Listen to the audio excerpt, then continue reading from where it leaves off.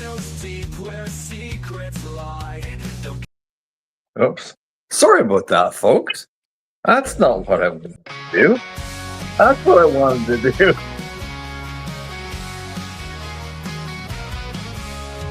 Darryl and Mike, they're back again with tales that stir the restless wind. Ghostly whispers filling the night. Real or not, they hold on tight. Welcome to a brand new year. A story strange and dark as fear. Off the cuff but never fake. Ghostly tales for truth's sake.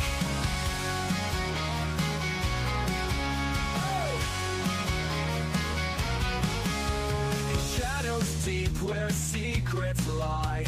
They'll guide you as you question why. Paranormal stories told so clear.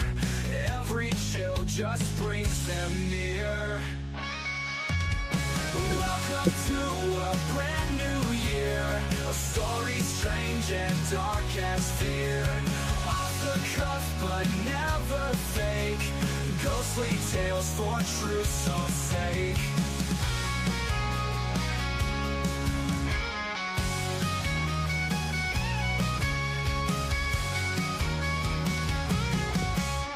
Shadows deep where secrets lie. They'll guide you as you question why. Paranormal stories told so clear. Every chill just brings them near. Welcome to a brand new year. A story strange and dark as fear. Off the cuff but never fake. Ghostly tales for truth's sake.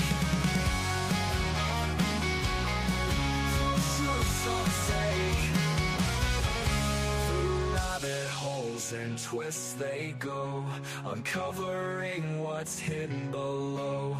An eerie feeling you can't deny. Is there a ghost just passing by?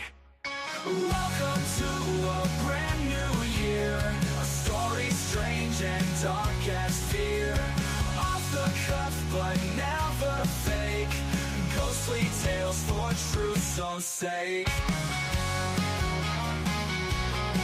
For truth's sake.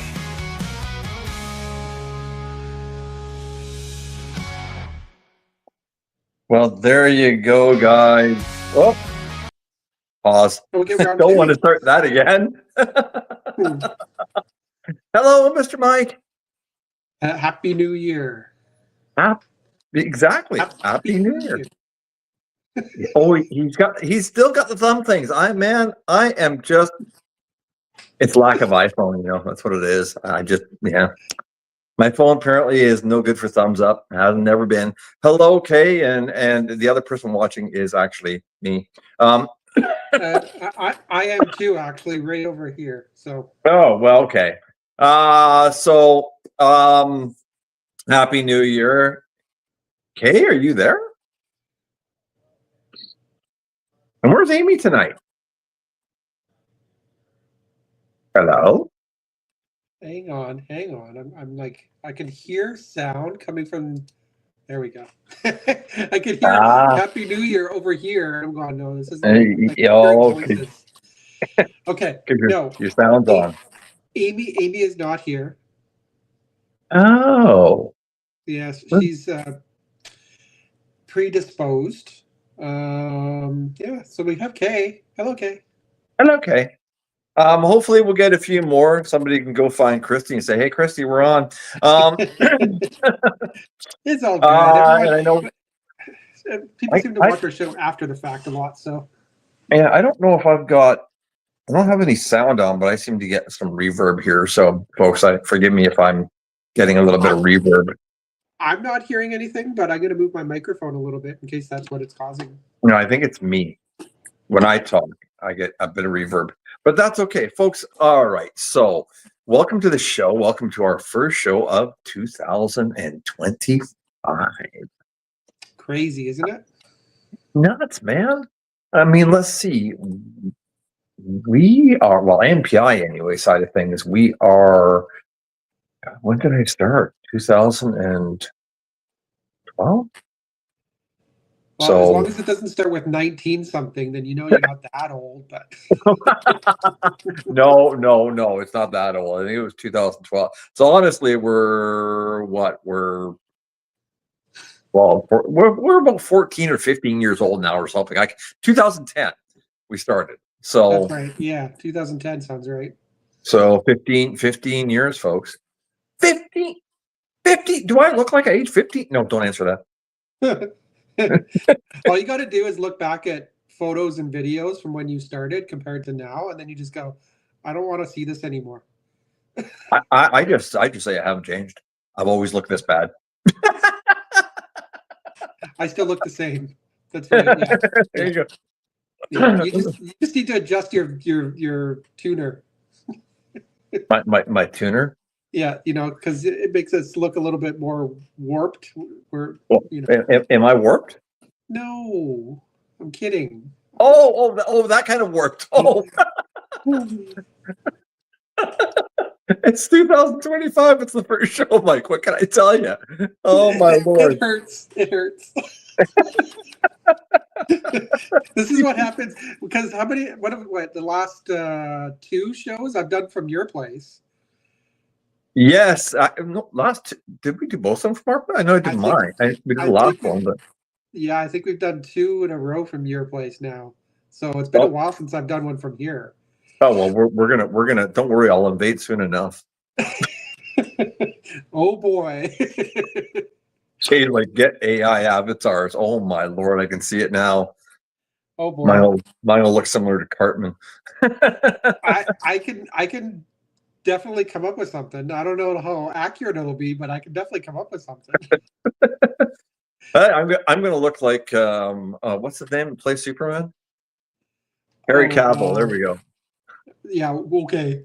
And I'll be. I can't even think of anybody. I don't even know. I don't even. Yeah. So anyway, what's our show about?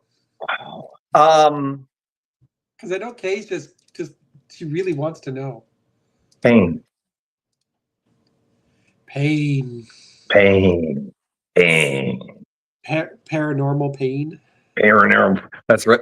Paranormal pain. That's right. Paranormal pain. It's gonna be. You want some pain, sucker?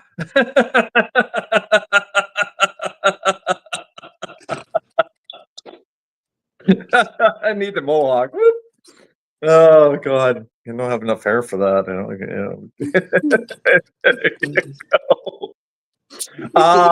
Is it working? Okay, you were wondering what rabbit hole we were going to go down. Ghosts and spirits. We've always gone down that rabbit hole, but this time we're going to dig a little bit off to the left, a little bit off to the right, and say, can they hurt you? Okay. So that's the whole concept of the show. I mean, a lot of people have talked about activity with spirits, and I mean, I don't know about you, Mike, but when I've heard a lot of stories over the years. I've heard tons of stories, and I've heard of stories of people being hit, punched, scratched, kicked, pushed over, pushed downstairs, pulled out of beds.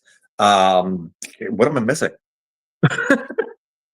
Did you? Okay. Did you say scratched? I said scratched. Kicked, punched, tossed downstairs, pulled out of bed. Sorry, Kate said one pinched. Or did you just say that? I think I just said it. I don't know. There's a lot of ways you could be. I mean, you think of any ways that you could be physically attacked, right? Yeah. Well, hang on a second, guys. I'm just going to lower this down a little bit because I'm getting a little scratchy on my end. Okay, there we go. Exactly. Yeah, think of any way that you could attack someone in the living world. Well, conceivably, the same could happen to you otherwise, right? Well, as Kay just said, there are certain people that have even been roped. I didn't do it. No, you didn't do it. Well, if you think about it, okay, so there's a lot of things. I mean, let's just start off with something that's really basic here, and that is your typical scratch. Don't ask me what part of the body that scratched. I don't really know. I think it's the backside. It's not my backside, so don't worry about it. It's somebody's backside. I'm looking at it on the bigger screen over here. It's got a nice X marks the spot. It does, eh? So there's scratches, and to give you another example of scratches, here's one. I would say somebody itched themselves really badly with sharp fingernails. Yeah. Were they going through a bunch of blackberry bushes? Like, well, that's what I gotta wonder. And just one more, just for the heck of it. I would say cat scratch, cat scratch fever. But looks infected too. They might want to get some polysport on that sooner than later. But scratches, seriously, folks. Well, you know as well as I do. Yes, it's happened. It has happened. And we were. I'm not going to say where we were, although we are allowed to, but I'm not going to. Yeah. And we had gone there to do something, and then came back and went out and come back again. But I didn't even notice it at the time until basically we got back to the location, I think, wasn't it? Or did I notice it during dinner? No, I didn't notice it during dinner. No, because I remember saying something like, I hadn't noticed it during dinner. It was like later on in the evening. You said, "What the heck?" Yeah. And yeah, you showed me your arm, and I went, "Wait, that was not there when we went for a bite to eat, like earlier." And and that's true. I mean, it wasn't, but it was literally, folks. Now let me see which. I can't remember which. I think it was on this one. I'm pretty sure it's that one. Yeah. But anyway, I'm pretty sure it's backwards to him, folks. But anyway, it was like multiple. Like somebody had taken 3 scratches and gone down across my arm like that. Yeah. And I don't have, like, do you see any fingernails? Like, really? Like, come on. I can't even bite my fingernails. They're so short. It wasn't me. I didn't apply those scratches. Okay. I didn't. I was wearing a t-shirt, but I didn't apply those scratches. I don't know where they came from. Right. But now here's a unique part. So they were there. They were just there. But I had done my sensitivity thing. You totally need to do that every time you have one of those moments. Hello. Instead of going like this, going, hold on, everyone, hold on. You need to go.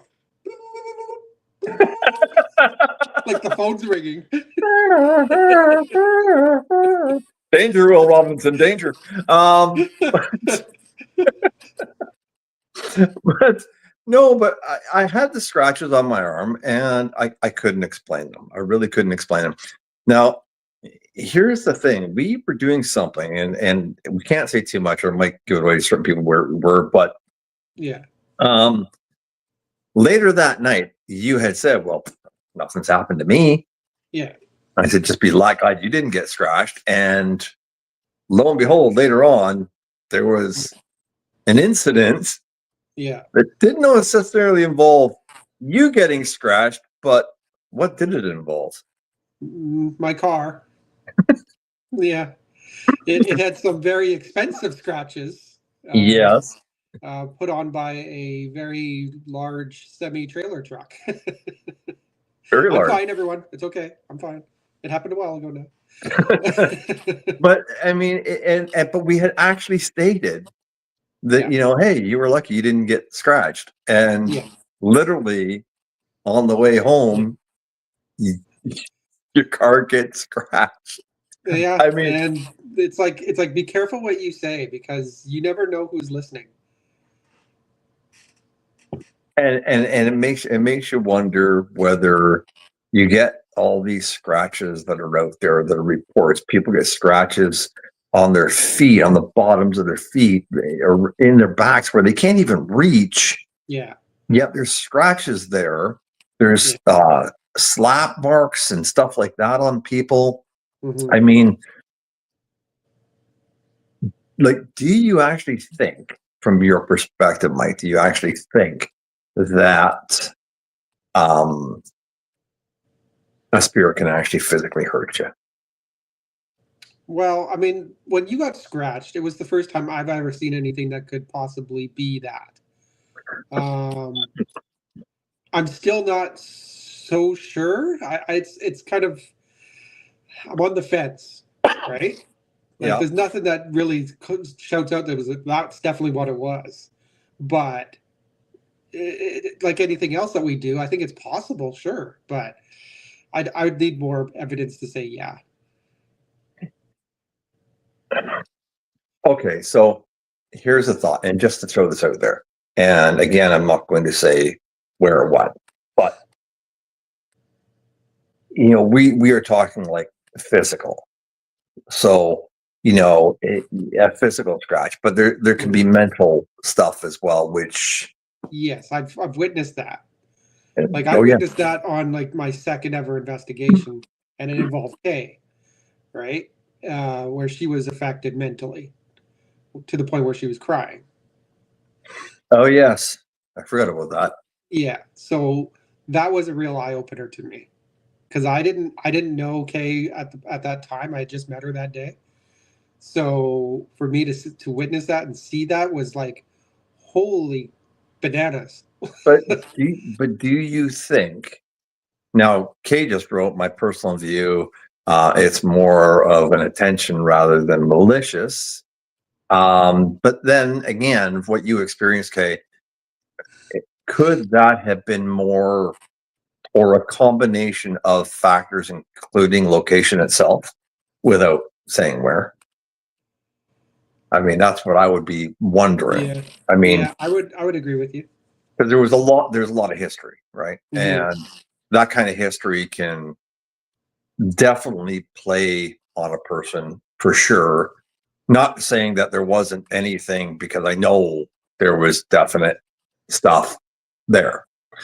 So that was really unique. Mm-hmm. But I'm also talking to what something happened to you personally not that long ago. Yeah. That maybe, it didn't necessarily hurt, but it caused a lot of like anxiety for both me and another person, Amy, at the time, Mm-hmm. regarding about what took place. Yeah. Although, and that was another thing. Was it malicious or was it not? You know? Yeah, I mean, the way that I view it now, going back and watching the footage, because I still don't remember it. It's hard to say I don't remember it because I've watched the footage now, where it's like, yeah, I know what happened now. So Mm-hmm. kind of weird, but um, I don't recall being hurt. Like I wasn't hurt in any way, but No. I was affected because I didn't like what happened to you guys. If that makes sense. Say that again. I didn't like what happened to me because of how it affected you guys. Oh, and I won't argue that point at all. I Yeah. mean, both me and Amy, I don't think there was a single other word or other thing discussed over like literally almost an hour drive back, you Yeah. know. Yeah. And it was just like, wow. I mean, it's just like, it blew us away. So I mean, here's the question I put to everybody, whether you're watching this video now or whether you watch it later, when you get out there and you start asking the questions, can spirits or ghosts actually physically hurt you? I Mhm. mean, I don't see why not if they so choose to. But I mean, okay, so spirits can drain battery power like that.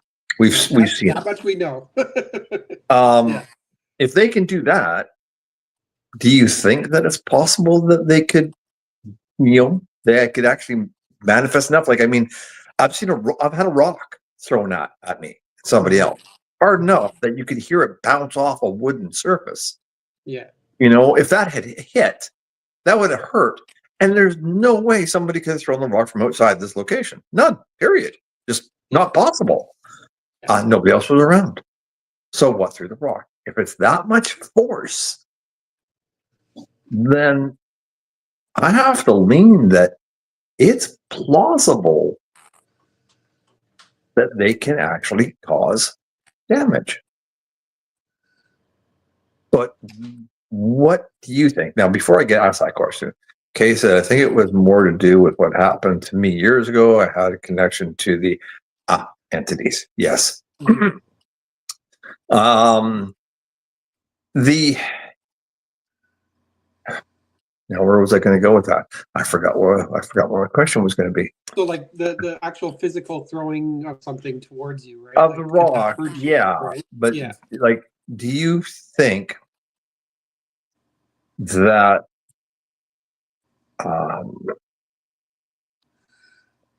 now some people would classify that as more of a poltergeist activity?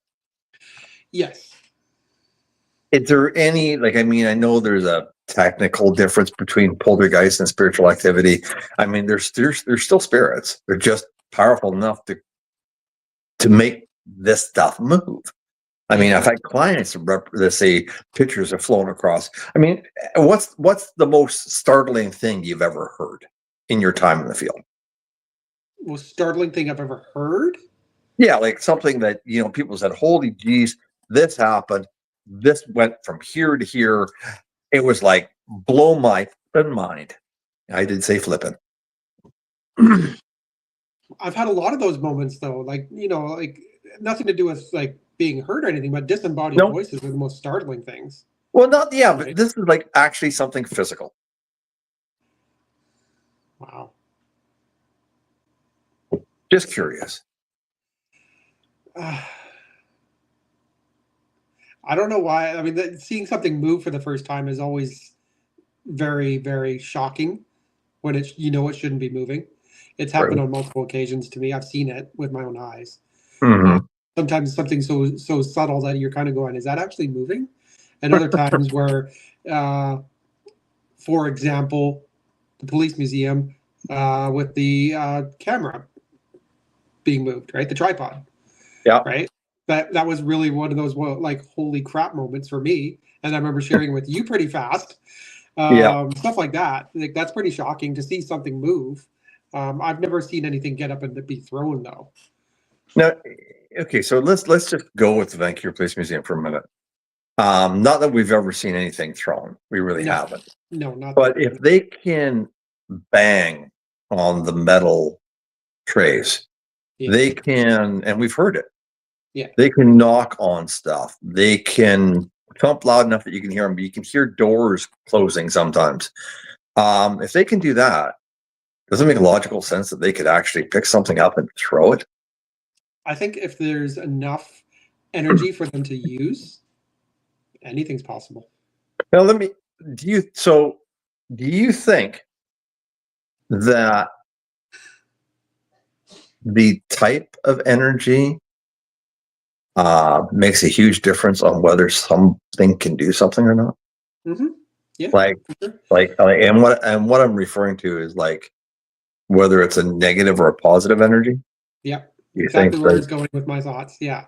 So depending on how, like, say you have like someone that's going with a really positive energy, like a lot of like really fun questions, and you want to like sing songs and whatever.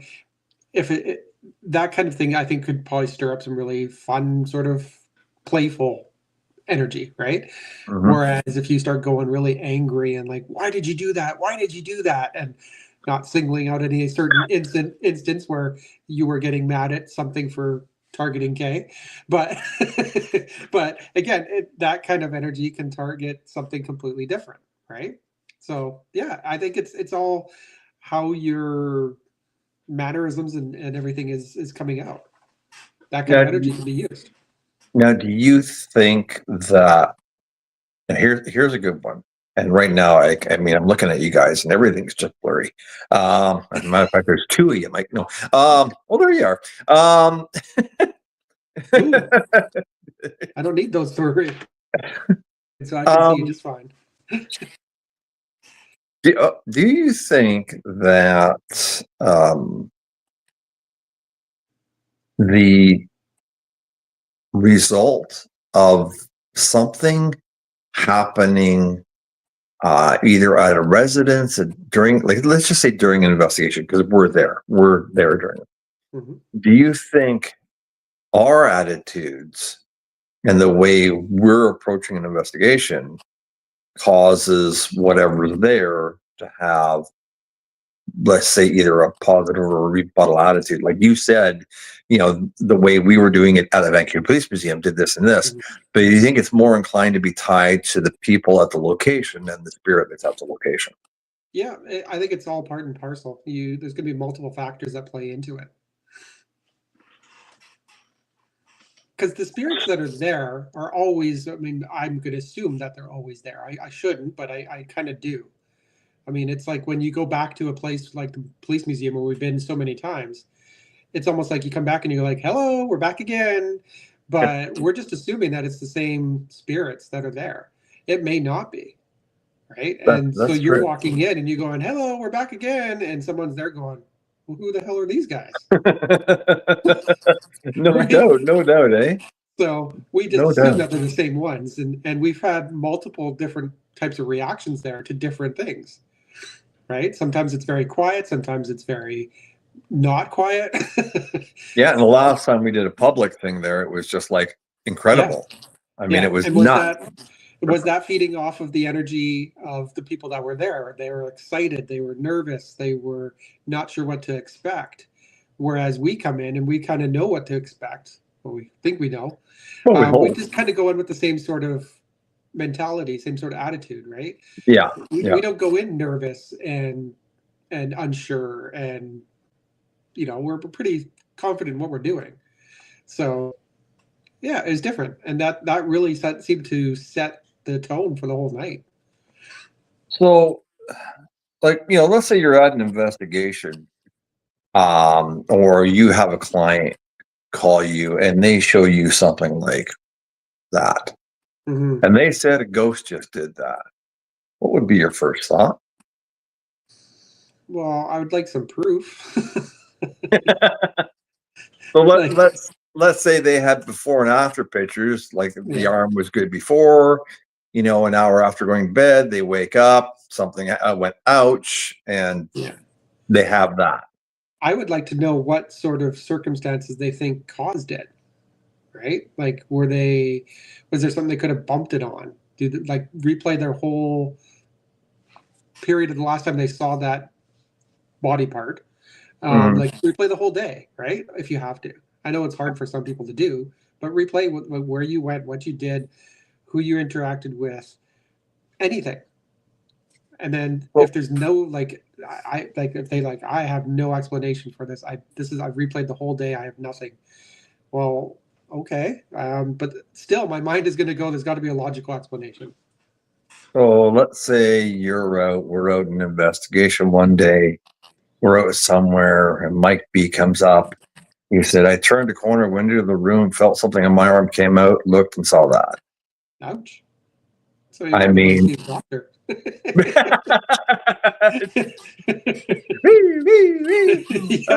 nasty. But yeah, well, I guess it's not as there's a little something a little better. There you go. That's not quite as nasty. That one is a little bit nasty, but I'd hate to see that one looks more like somebody gummed them to death. But anyway, I'd hate to see your Google search history. It's going to be show me bruises. Actually, you show me ghost bruises. Actually, but I mean, if that happened, you have to kind of think. Well, wait a minute. If they you're talking like an investigator that you know really well. Yeah. Do they have any reason to say anything like that? You would think no. So you'd have to kind of take it at its word, going, well, what the hell just did that, and why? Yeah, it's true. It is. Unfortunately, it is a different set of standards, because if it's someone that you trust, it's a different thing, right? Like it's like it with anything. Even with a client, you don't know them. You don't know their history. You don't know anything, right? Like, what if there are people that just bruise really easily? You just don't know. Well, that is true. So I've got a couple. I don't know if you did any homework on this. I sort of did. Well, I've got something I want to read you, and actually it'll take Kay back home a little bit. Okay. Hello to the third person watching, whoever you are. This is called Gray Farriers Friars. Did I say that? Farriers Cemetery in Edinburgh is home to a ghost with a terrible reputation. It's the location of a tomb of George Mackenzie, a 17th century Scottish lawyer who was responsible for 18,000 opponents of King Charles II being put to death, which earned him the nickname Bloody Mackenzie. Back in 1999, a homeless man broke into the tomb in order to find shelter from the cold. Then he climbed into the coffin. Why would you climb into the coffin? Anyway, and it went all wrong. The coffin crumbled all over the terrified man, and he ended up running away covered in dust and the long dead man. This thoroughly terrified a dog walker who probably thought he was seeing a ghost, but the real ghosts were yet to come. People soon started making claims about unusual activity around the tomb. The city council closed the cemetery to the public until local tour guide Jan Andrew Henderson set up an official ghost tour. Since then, 350 people claim to have been attacked by a poltergeist around the tomb. There have been stories of broken bones caused by the spirit, and 170 people having passed out during the tour. Wow. Do you think that's any? Yeah, I would think maybe as in monks. I don't know. Okay, that's pretty. It's pretty potent. Yeah, that is pretty potent. I mean, Now, did this old man hiding or getting rain protection from the weather upset the ghost so much for disturbing its resting place that it's now on a vengeance spree? or did it stir up some swamp gases? People are like, oh look, oh my arm, it broke my arm. I mean, it's plausible. Yeah. So that's one example of line of God. What'd you guess? Mine was more like almost like a because we were trying to figure out like cases where someone was actually physically hurt, right? Yeah. I did find one. It's a Canadian one of all things. Oh, nice! I didn't have a lot of Canadian ones. This one took place in Amherst, Nova Scotia, between 1878 and 1879. So This is not to do with recently. It's not to do with the Bell Witch, is it? No, Bell Witch is in Tennessee. Oh. I do have the Bell Witch saved, though. It's one of my stories. I thought there was. This one was centered on Esther Cox, who lived in a house with her married sister, Olive Teed, Olive's husband, Daniel, and their two young children. A brother and sister of Esther and Olive also lived in the house, as did Daniel's brother, John. Very crowded house. According to the accounts, events began at the end of August 1878 after Esther Cox, aged 18, was subjected to an attempted sexual assault by a male friend in great distress. And shortly after this, the physical phenomena began. There were knockings, bangings, rustlings in the night, and Esther herself began to suffer seizures in which her body visibly swelled as she was feverish and chilled by turns. Then objects in the house took flight. The frightened family called a doctor. During his visit, the bedding on her bed moved. There were scratching noises that were heard, and they heard basically an audible voice say, "Esther Cox, you are mine to kill." Oh. Yeah. It also appeared on the wall by the head of Esther's bed. The doctor administered sedatives because that's what they did back then. The phenomena continued for some months and became well known locally. Visitors to the cottage, included clergymen, heard banging and knocking and witnessed moving objects, often when Esther herself was under close observation. She fell ill with diphtheria.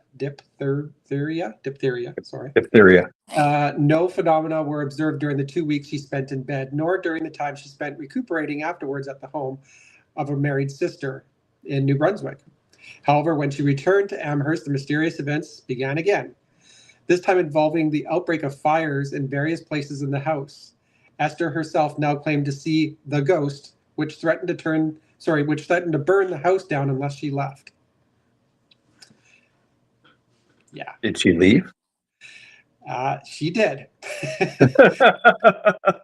In 1879, she moved in with another local family, but the manifestations around her continued and were witnessed by many people, some of whom conversed with the ghost by questioning the ghosts. Some were curious and sympathetic. Others believed Esther herself to be responsible for the phenomena, and she met some hostility locally.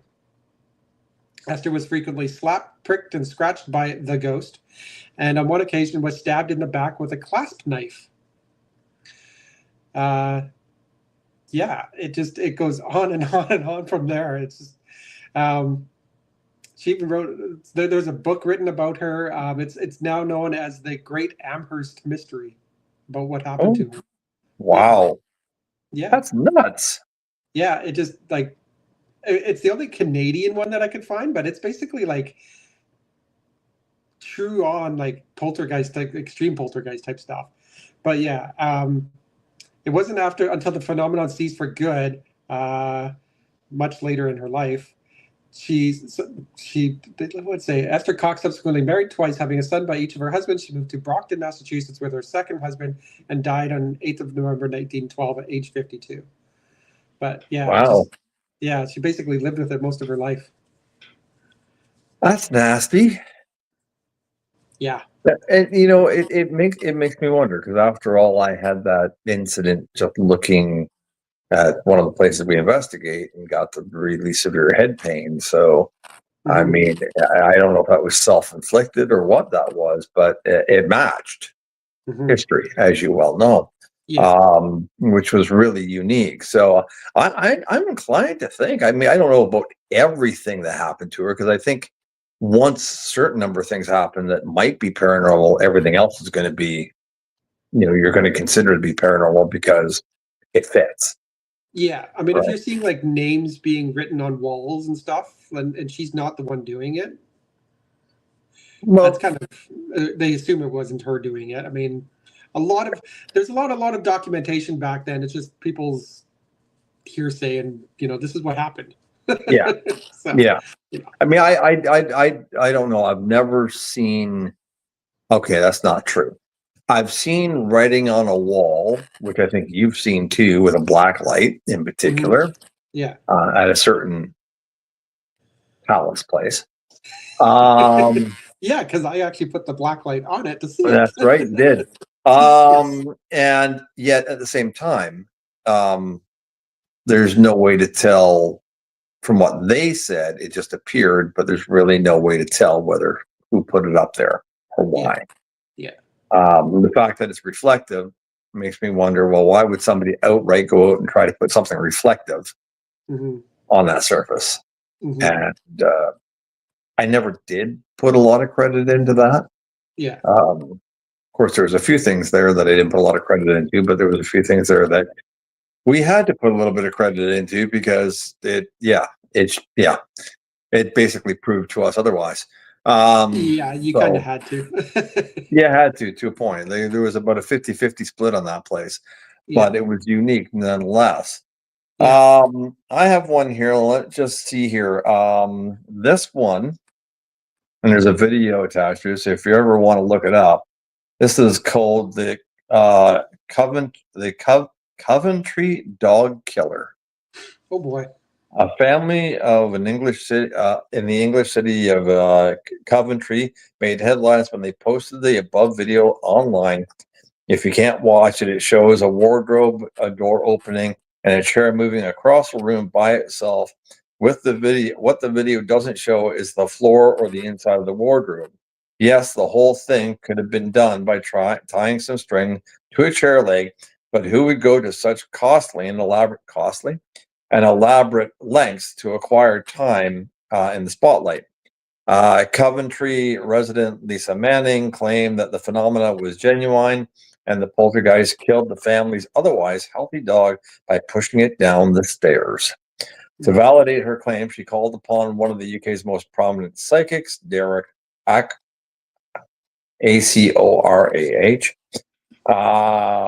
He has been known to channel dogs from the afterlife. He only spoke to the ghost on this occasion. The psychic for hire reported that an angry spirit named Jim was behind the trouble and cleansed the house. Manning was very happy with the results, saying, "It's amazing how quick it happened. I'm quite happy to stay now." All right. So, couple things on this. First of all, I've heard stories of animals being affected by ghosts. I would say that's no more than a human being affected by the ghost, except for animals can't sit there and go, "Holy hacker and poo bars, I've just been touched." They just look at you and go, "Oh," and cower around your feet.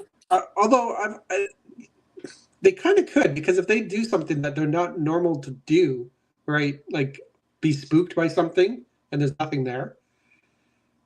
That's kind of, a trigger. It's kind of like, But yeah, like, it can do that. Their hearing is so much better than ours, so we just assume that there's nothing there, but there could be. That's true, and it could also be mice in the walls. Yeah, so I'm not saying that. You first. I had a dog growing up, and no, our house wasn't haunted. I mean, my parents would say it wasn't haunted.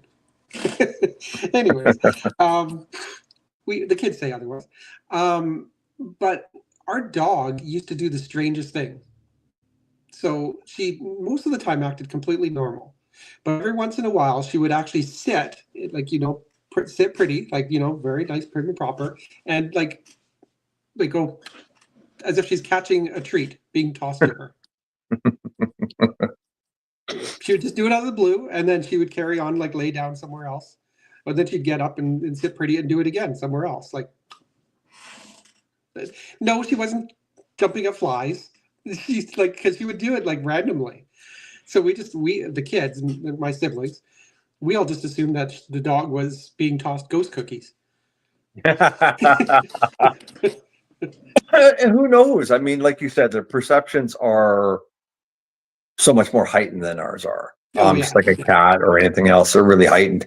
I don't know. I mean, I'd have a hard time believing that the dog, unless it was a really old dog, pushing a dog down the stairs, because I mean, dogs are usually pretty good at getting their balance back. Usually pretty good, yeah. To kill the dog pushing it down the stairs, I question that one. But there's another reason as to, if something's going to hurt something, it doesn't necessarily have to be a human. No, it doesn't. Right. So the next time your dog comes whining to you and then sits there and growls at your closet, I mean, it's one of two things. Either you got a burglar in your closet, you got a pervert in your closet, or you got a ghost. or you just have my dog that just barks at everything. Well, there you go. Do you have another one there? I do. Okay. This one is the Doris Bither case, also known as the entity haunting, was a 1974 investigation into alleged paranormal phenomena in Culver City, California. It was experienced by a woman named Doris Bither. It inspired a book and a movie. Okay. So Doris Bither contacted parapsychologist Barry Taff in 1974 to relate alarming phenomena she experienced. At the time, Taff was working in a parapsychology lab with the assistance of a lady by the name of Carrie Gaynor. Anyways, not important. They conducted an interview of her paranormal claims. It revealed that she had a history of physical and substance abuse along with a traumatic childhood. They also found that investigators also found that Bither and her 4 children were living illegally in a condemned home that was in severe disrepair. She alleged that she was being attacked and raped by one or several invisible entities. More benign manifestations recounted by Bither include luminous, transparent human shapes and poltergeist events. It went on for 10 weeks, and the investigators did not look into the spectral rape allegation, as the alleged violence preceded their involvement in the case. During the course of their visits, they noted that what she called the poltergeist activity was objects falling from shelves by themselves, strange lights, bad odors, and cold zones in the house. The researchers indicated that those occurrences decreased over the course of the visits. Photographs of what appeared to be lights are only objective evidence gathered in the course of the visits. The images were taken by both the lady and the investigators on Polaroid and 35mm camera. Investigators indicated they encountered moving balls of light, but what the images showed takes a different appearance. Static circular band of light, orbs. So this one was an interesting case. Like it was basically her saying what was happening to her, but the investigators really couldn't come to a conclusion that anything truly was happening. So it's like you were just saying, you know, if someone shows you a picture of a bruise saying that a ghost did it, do you take them for their word? In this case, they did an investigation and we're kind of like, well, we're not really seeing anything that backs this up.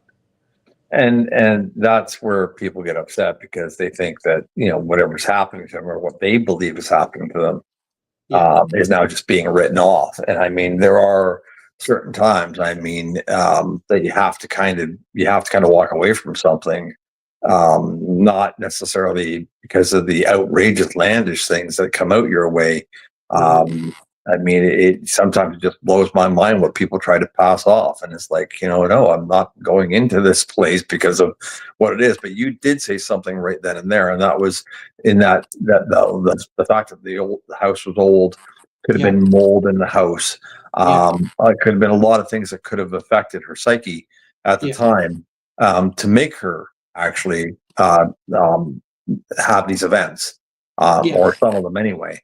So there's lots of reasons why there could be plausible explanations. And I think if he was removed from those plausible explanations, you know, would it have possibly stopped? Like, it's a good question, right? Like I mean, like the other one you said moved in with somebody else and it continued. That's different. Yeah. I mean, something's following you, at least you would think. But yeah, when you have a lot of contributing factors, you have to think about it.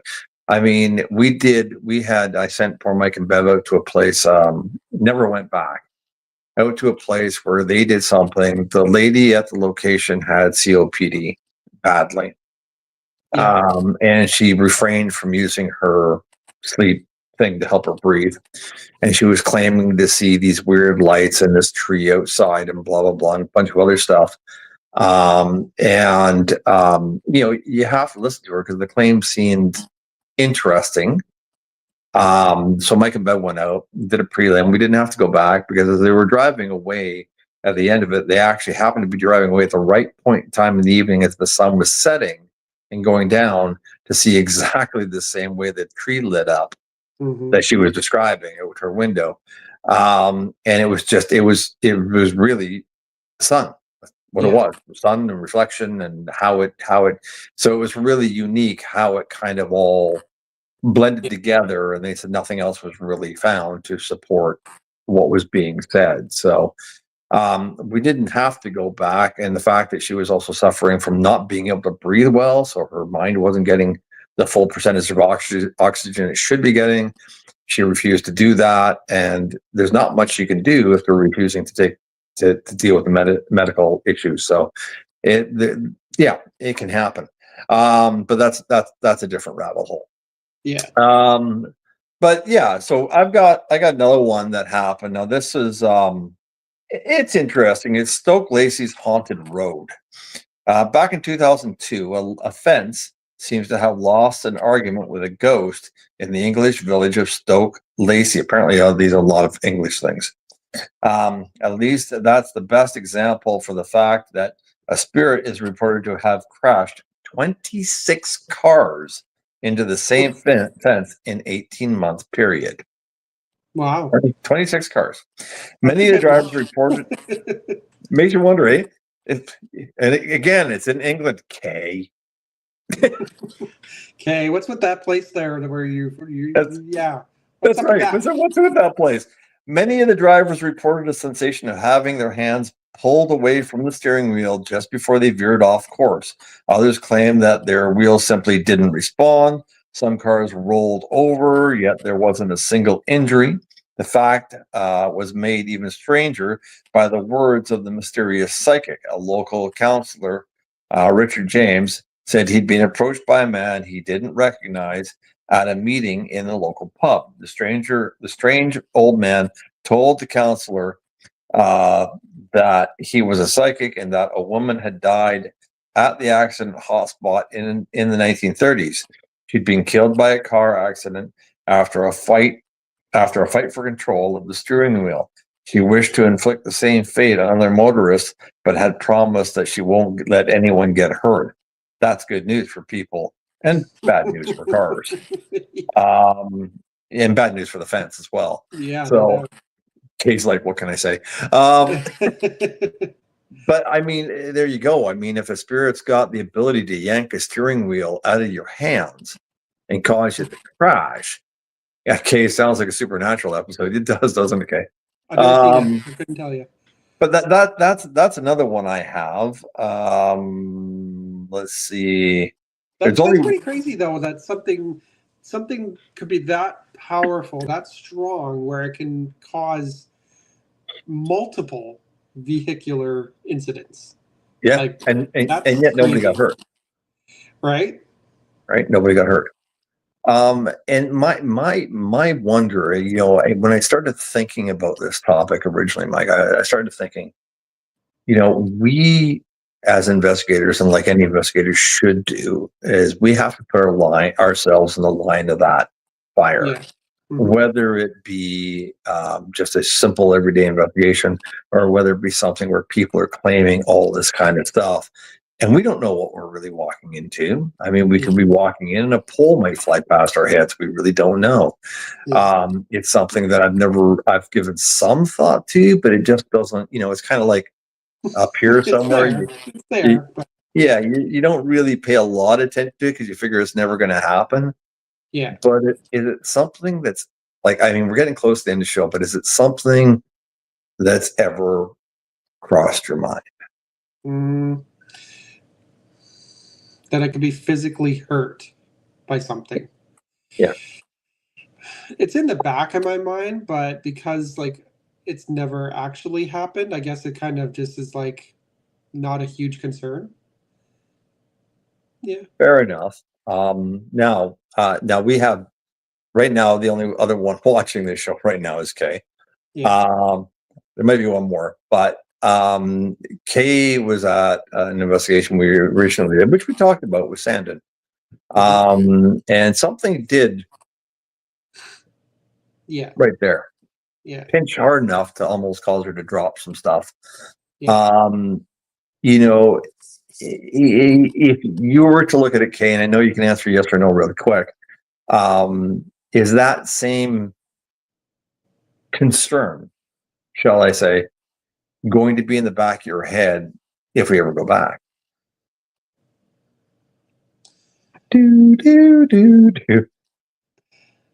Just reading her comment here. Yeah. Okay.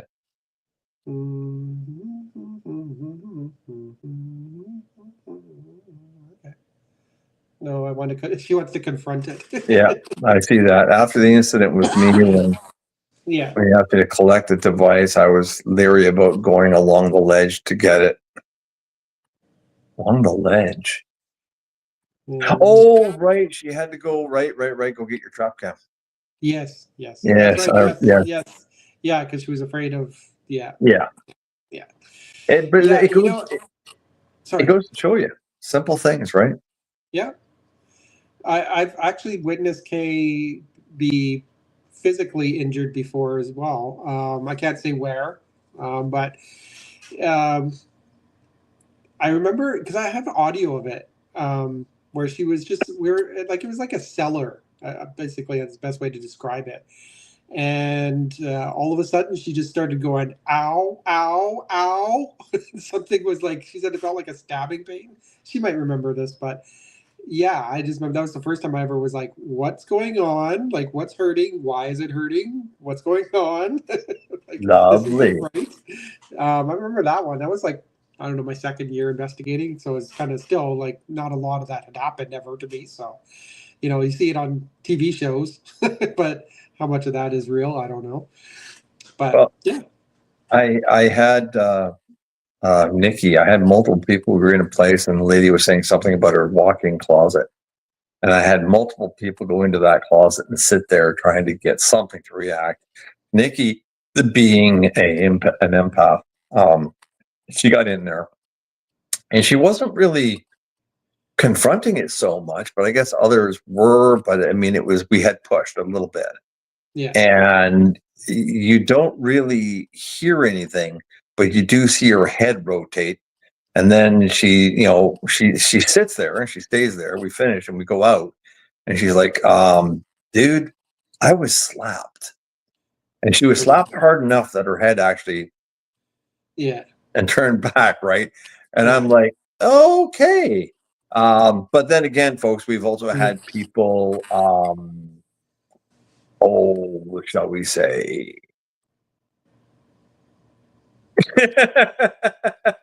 A little twist.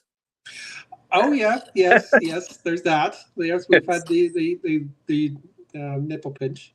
Yes. We Yes, have the people mean boost.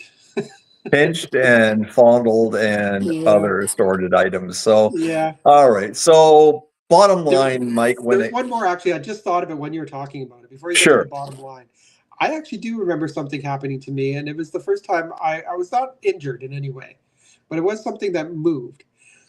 I was doing an investigation, and I was sitting across from another investigator. She was looking straight at me. I was doing the EVP questions. Okay, sitting on the floor. She was maybe 5 feet away from me. Like I said, hmm sitting cross-legged on the carpet on the floor, and she's just kind of like this, like watching me. And I had my headphones on because I like to use my headphones. My headphones lifted up off my head and slid down my face. And the whole time this happened, her face went.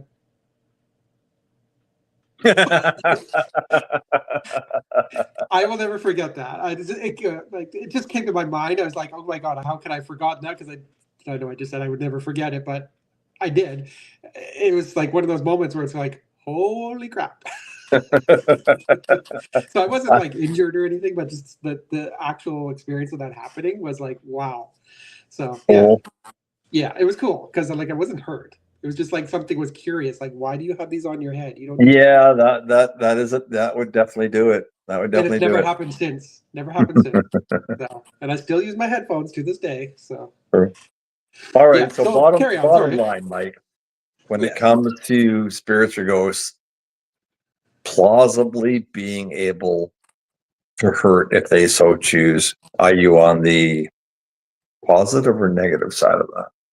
I'm in the middle. I can't go one way or the other. It's just probably more towards yeah than nah. All right. I would have to say yes. Yeah. I'm not 100%, but I'm up in that good 75, 80% range that I feel Yeah. it's plausibly possible. Yes. Yeah. We're So about 60%. So there we go.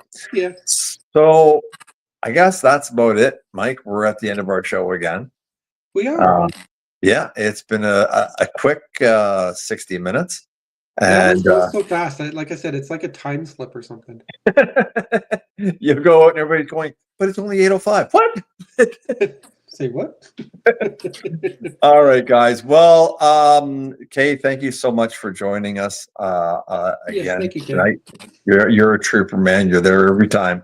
Everybody else, when you get a chance to watch this, send your thoughts, send your opinions, send your ideas. You want us to talk about something, please do. We've got 12 months of shows coming up to you. And probably a few specials, and who knows what else is on the agenda. So Yeah, you never know. you never know. There's a lot of stuff coming up. We got some interesting new equipment and stuff like that.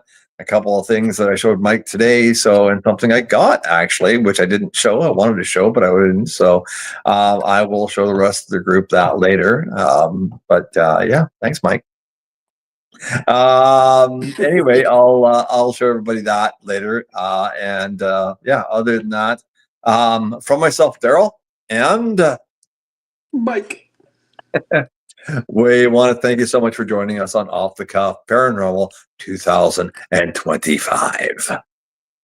Bye-bye, everybody. Good night and have a good one. And everybody.